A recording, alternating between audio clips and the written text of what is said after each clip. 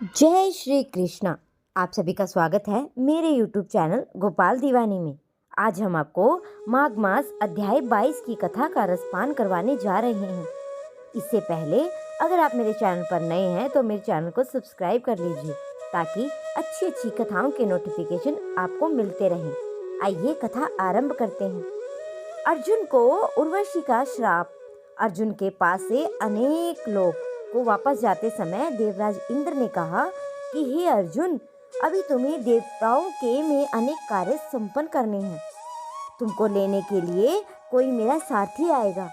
इसलिए अर्जुन उसी वन में रहकर प्रतीक्षा करने लगे। परंतु कुछ काल पश्चात उन्हें लेने के लिए इंद्र के सारथी माताली वहां पहुंचे और अर्जुन को विमान में बिठाकर देवराज की नगरी अमरावती में ले गए।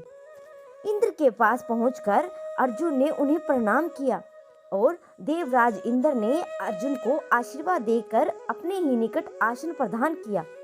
अमरावती में रहकर अर्जुन ने देवताओं से प्राप्त हुए दिव्य और अलौकिक अस्त्र शस्त्रों की प्रयोग विधि सीखी और उन अस्त्र शस्त्रों को चलाने का अभ्यास कर उन पर महारत प्राप्त कर ली।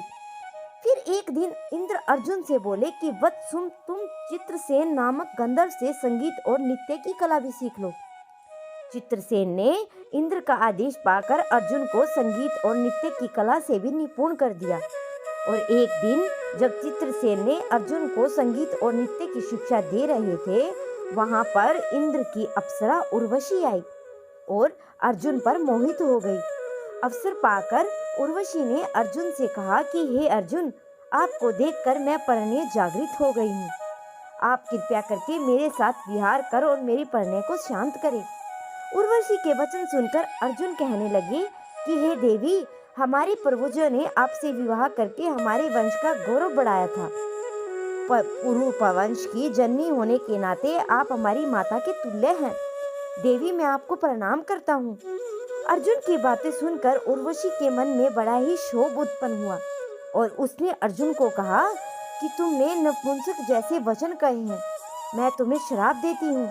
1 वर्ष तुम पशुत्वहीन रहोगे। इतना कहकर उर्वशी वहां से चली गई। लेकिन जब इंद्र को इस घटना के विषय में ज्ञात हुआ तो अर्जुन जी बोले कि वत्स, तुमने जो व्यवहार किया है, मैं तुम्हारे ही योग्य ही था। उर्वशी का यह श्राप भी भगवान की इच्छा थी।